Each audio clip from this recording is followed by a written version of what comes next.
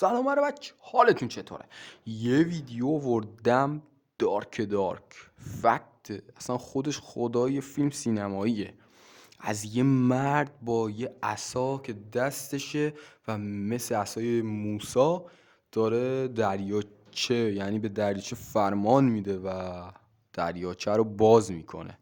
حالا قبل از اینکه بریم سراغ ویدیو، من حتما چنلم رو سابسکرایب کن، این ویدیو هم لایک کن که بریم سراغ خود ویدیو. Let's go.